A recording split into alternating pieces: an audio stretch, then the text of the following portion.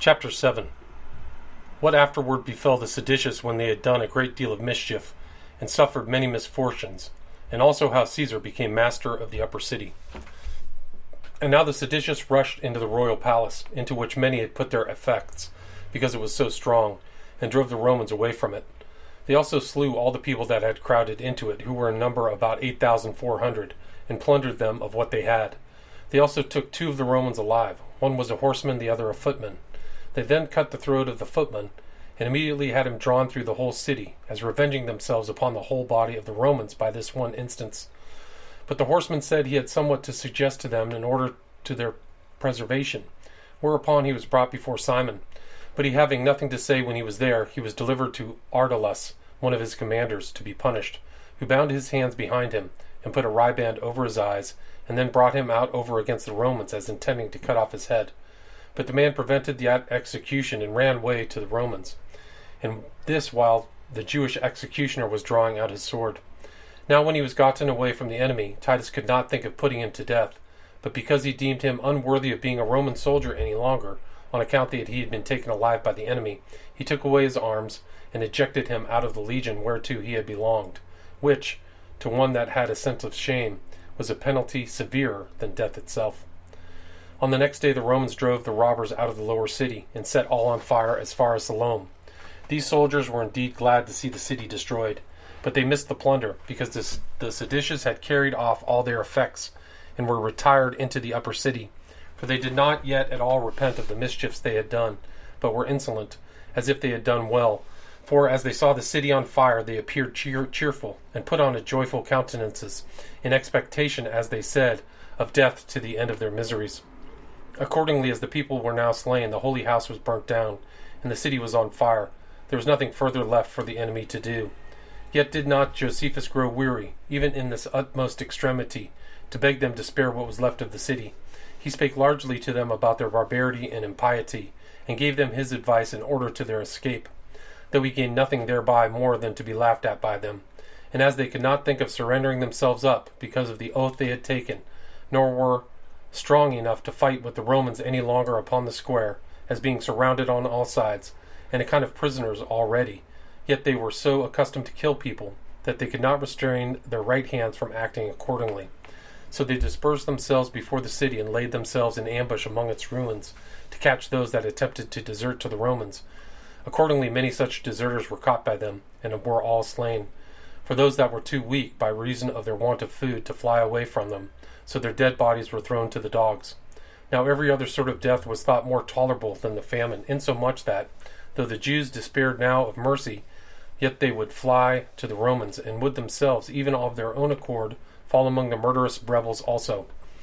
Nor was there any place in that city that had no dead bodies in it, but what was entirely covered with those that were killed either by the famine or the rebellion, and all was full of the dead bodies of such as had perished, either by that sedition or by that famine.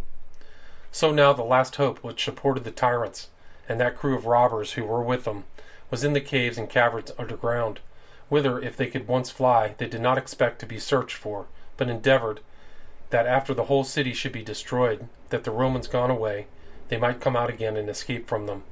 This was no better than a dream of theirs, for they were not able to lie either from God or from the Romans.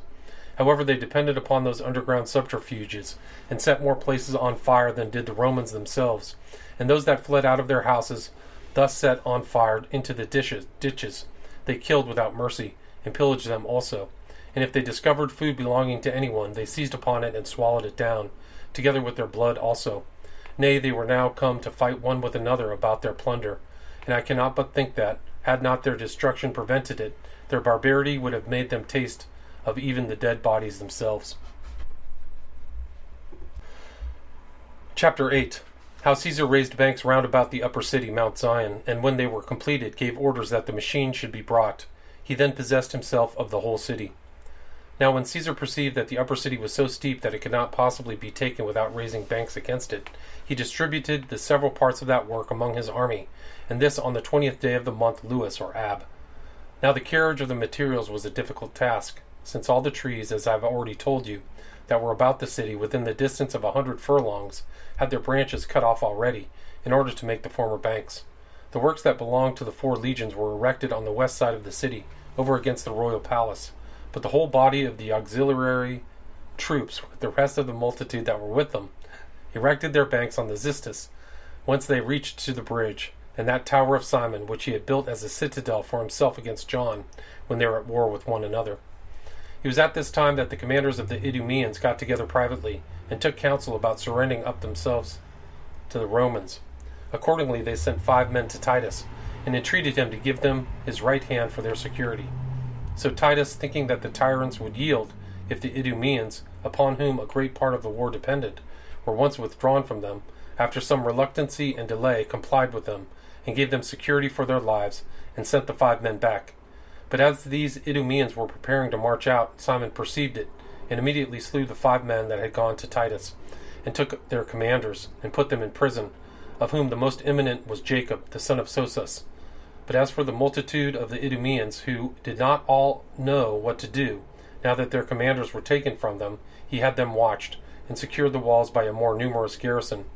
Yet could not that garrison resist those that were deserting, for although a great number of them were slain, yet were deserters many more in number. They were all received by the Romans, because Titus himself grew negligent as to his former orders for killing them, and because the very soldiers grew weary of killing them, and because they hoped to get some money by sparing them, for they left only the populace, and sold the rest of the multitude with their wives and children, and every one of them at a very low price, and that because such as were sold were very many, and the buyers were few. And although Titus had made proclamation beforehand that no deserter should come alone by himself, so that they might bring out their families with them, yet he did receive such as these also. However, he set over them as such as were to distinguish from some others, in order to see if any of them deserved to be punished. And indeed the number of those that were sold was immense, but of the populace above 40,000 were saved, whom Caesar let go whither every one of them pleased. But now at this time it was one of the priests, son of Thebethus, whose name was Jesus, upon having security given him by the oath of Caesar, that he should be preserved, upon condition that he should deliver to him certain of the precious things that had been reposited in the temple, came out of it, and delivered him from the wall of the holy house 2 candlesticks, like to those that lay in the holy house, with tables and cisterns and vials, all made of solid gold and very heavy. He also delivered to him the veils and the garments, with the precious stones, and a great number of other precious vessels that belonged to their sacred worship. The treasurer of the temple also, whose name was Phineas, was seized upon, and showed Titus the coats and girdles of the priests, with a great quantity of purple and scarlet, which were there reposited for the uses of the veil, and also a great deal of cinnamon and cassia, with a large quantity of other sweet spices, which used to be mixed together and offered as incense to God every day. A great many other treasures were also delivered to him, with sacred ornaments of the temple not a few, which things thus delivered to Titus obtained from him for this man the same pardon that he had allowed to such as deserted of their own accord. Now were the banks finished on the 7th day of the month of Gorpius, or Elul, in 18 days' time, when the Romans brought their machines against the wall. But for the seditious, some of them, as despairing of saving the city, retired from the wall to the citadel. Others of them went down into the subterranean vaults, though still a great many of them defended themselves against those that brought the engines for the battery. Yet did the Romans overcome them by their number and by their strength. And what was the principal thing of all, by going cheerfully about their work, while the Jews were quite dejected and become weak. Now as soon as part of the wall was battered down, and certain of the towers yielded to the impression of the battering rams, those that opposed themselves fled away, and such a terror fell upon the tyrants, as was much greater than the occasion required. For before the enemy got over the breach they were quite stunned, and were immediately for flying away. And now one might see these men, who had hitherto been so insolent and arrogant in their wicked practices, to be cast down and to tremble, insomuch that it would pity one's heart to observe the change that was made in those vile persons. Accordingly they ran with great violence upon the Roman wall that encompassed them, in order to force away those that guarded it, and to break through it and get away. But when they saw that those who had formerly been faithful to them had gone away, as indeed they were fled whithersoever the great distress they were in persuaded them to flee, as also when those that came running before the rest told them that the western wall was entirely overthrown, while others said the Romans were gotten in, and others that they were near and looking out for them, which were only dictates of their fear. which imposed upon their sight and fell upon their face, and greatly lamented their own mad conduct, and their nerves were so terribly loosed that they could not flee away. And here one may chiefly reflect on the power of God exercised upon these wicked wretches, and on the good fortune of the Romans. For these tyrants did now wholly deprive themselves of the security they had in their own power, and came down from those very towers of their own accord, wherein they could have never been taken by force, nor indeed by any other way than by famine. And thus did the Romans, when they had taken with such great pains about weaker walls, get by good fortune what they could never have gotten by their engines. For 3 of these towers were too strong for all mechanical engines whatsoever, concerning which we have treated above. So now they left these towers of themselves, or rather they were ejected out of them by God himself, and fled immediately to that valley which was under Siloam, where they again recovered themselves out of the dread they were in for a while, and ran violently against that part of the Roman wall which lay on that side. But as their courage was too much depressed to make their attacks with sufficient force, and their power was now broken with fear and affliction, they were repulsed by the guards, and dispersing themselves at distances from each other, went down into the subterranean caverns. So the Romans being now become masters of the walls, they both placed their ensigns upon the towers, and made joyful acclamations for the victory they had gained, as having found the end of this war much lighter than its beginning. For when they had gotten upon the last wall without any bloodshed, they could hardly believe what they had found to be true, but seeing nobody to oppose them, they stood in doubt what such an unusual solitude could mean. But when they went in numbers into the lanes of the city with their swords drawn, they slew those whom they overtook without, and set fire to the houses whither the Jews were fled, and burnt every soul in them, and laid waste a great many of the rest. And when they were come to the houses to plunder them, they found in them entire families of dead men, and the upper rooms full of dead corpses, that is, of such as died by the famine. They then stood in a horror at this sight, and went out without touching anything. But although they had this commiseration for such as were destroyed in that manner, yet had they not the same for those that were still alive. But they ran every one through whom they met with, and obstructed the very lanes with their dead bodies, and made the whole city run down with blood, to such a degree indeed that the fire of many of the houses was quenched with these men's blood. And truly so it happened, as though the slayers left off at the evening, yet did the fire greatly prevail in the night, and all was burning. Came that 8th day of the month of Gorpius, or Elul, upon Jerusalem, a city that had been liable to so many miseries during the siege, that had it always enjoyed as much happiness from its first foundation, it would certainly have been the envy of the world. Nor did it on any other account so much deserve these sore misfortunes, as by producing such a generation of men as were the occasions of this its overthrow. Chapter 9. What injunctions Caesar gave when he was come within the city, the number of the captives and those that perished in the siege, and also concerning those that had escaped into the subterranean caverns, among whom were the tyrants Simon and John themselves. Now when Titus was come into this upper city, he admired not only some other places of strength in it, but particularly those strong towers which the tyrants in their mad conduct had relinquished. For when he saw their solid altitude, and the largeness of their several stones, and the exactness of their joints, and also how great was their breadth, and how extensive their length, he expressed himself after the manner following, quote, "We have certainly had God for our assistant in this war, and it was no other than God who ejected the Jews out of these fortifications. For what could the hands of men or any machines do towards overthrowing these towers?" Unquote. At which time he had many such discourses to his friends. He also let such go free as had been bound by the tyrants, and were left in the prisons. To conclude, when he entirely demolished the rest of the city, and overthrew its walls, he left these towers as a monument to his good fortune, which had proved his auxiliaries, and enabled him to take what could not otherwise have been taken by him. And now, since his soldiers were quite tired with killing men, and yet there appeared to be a vast multitude still remaining alive, Caesar gave orders that they should kill none but those that were in arms, and oppose them, and should take the rest alive. But together with those whom they had orders to slay, they slew the aged and the infirm. But for those that were in their flourishing age, and who might be useful to them, they drove them together into the temple, and shut them up within the walls of the court of the women, over which Caesar set one of his freedmen, also Fronto, one of his own friends, which last was to determine every one's fate according to his merits. So this Fronto slew all those that had been seditious and robbers, and who were impeached one by another. But of the young men he chose out the tallest and the most beautiful, and reserved them for the triumph. And as the rest of the multitude that were above 17 years old, he put them into bonds, and sent them to the Egyptian mines. Titus also sent a great number into the provinces, as a present to them, that they might be destroyed upon their theaters, by the sword and by wild beasts. But those that were under 17 years of age were sold for slaves.